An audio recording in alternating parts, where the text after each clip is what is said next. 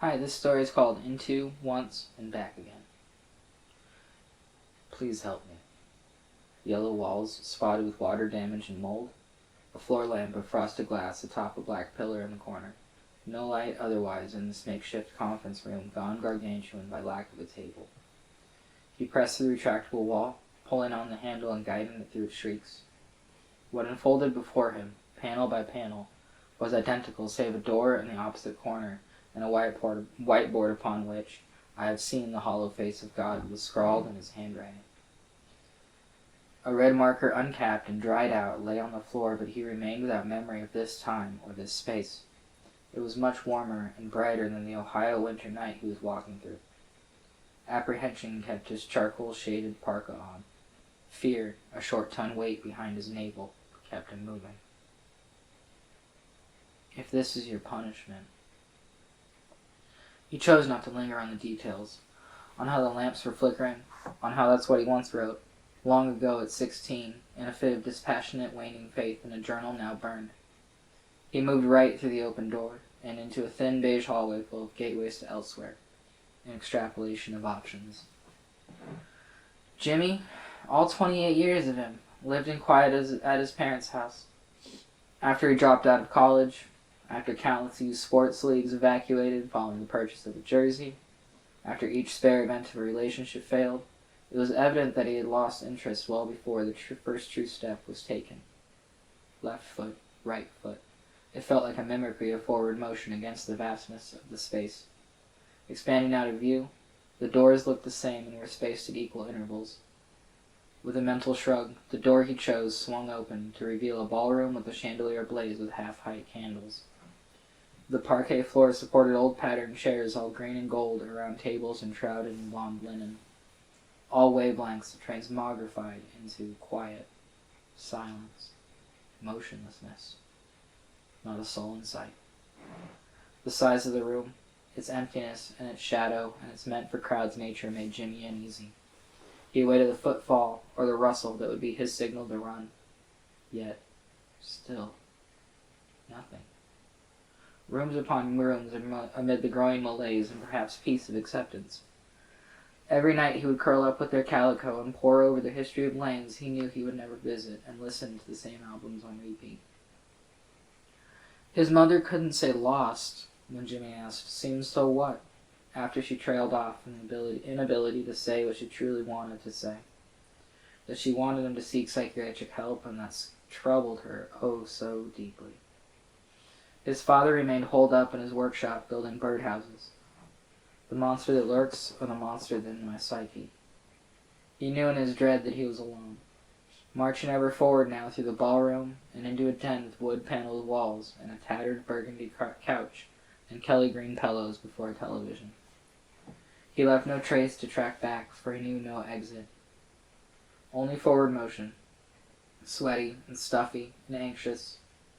"Hello?" He tried the single word, shouted into the void. It was swallowed whole and forgotten by the silence that followed, such that it generated its own hum.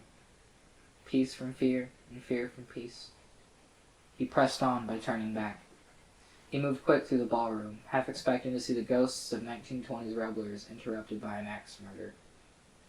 The hallway, endless choice, and no semblance of escape. He skewered his memory in the hope of finding out how this happened. The sidewalk, the houses, the cold, that well-known walk home from work. Blink. A maze of beige walls and rooms. No known point of entry, no known purpose for the slip. He turned the corner. An exit sign glowed red over the door. At least allow me this. On the other side, he was greeted by a stairwell, options upward and options downward, with no reference point as to where a ground floor could be. Down felt like basements and boiler rooms, so I chose the direction of success, toward the light undiluted and invisible. Doors at every landing as the stairwell spiraled on toward the sky. He stuck his head into the center shaft around which the steps curled, north into darkness, south into darkness. His journey carried him past gateways and options, further and further as his energy waned. Keep climbing, his mind told him, although the roof, and his hope for lookout orientation remained beyond the horizon, which was still a pinpoint of darkness. Step after step, his breath shortened and his legs weakened as his mind turned toward the shortcomings. Katie in college, then Julie thereafter, then the engineering department of Amon Corp, and the absolute collapse of his psyche. Growing upward toward the sense of failure. Up and up and up, with so many corridors and rooms behind him until he could go no further. He did not know how many flights he had climbed, after false starts and chances had gone askew or missing altogether. But his body had given up. He tumbled through the first door he reached and laid himself on the short pile carpet that was ancient gray and patterned with chrysanthemums. Exhausted, he stared at the star-field and negative of the acoustic tiles. He hoped for rest, but gained only worry. The solitude of this place overtook him. He thought of throwing himself into the shaft, but retreated with the knowledge that he would only fall forever, wearied with waiting for the ground to arrive. The burnt orange paint of the walls absorbed the fluorescent homing light. He stood and carried on, trying doors.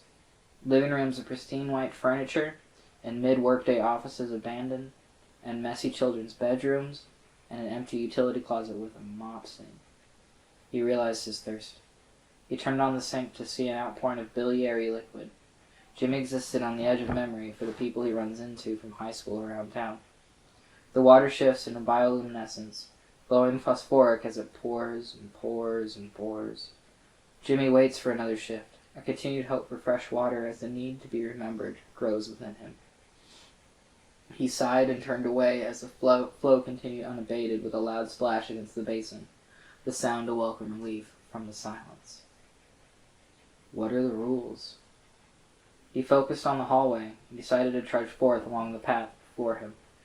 Left foot, right foot. He walked as he climbed, endless and unceasing as the corridors wended and offered ceaseless entryways deeper.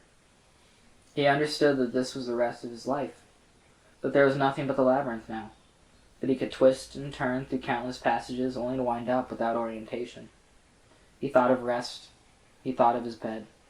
He thought of the snow caps he ate for dinner as his last and final meal. It was all blending together, and he felt as if he were forgetting too many things to be remembered ever again. As if the space itself was causing him to doubt his own memory of reality, and what once was before the blink and the slip. He is a ghost still alive. And then, double doors, large and steel and alarmed. He saw the small speaker and laughed at the prospect of anyone needing to be alerted by it, or the lights ready to flash nearby.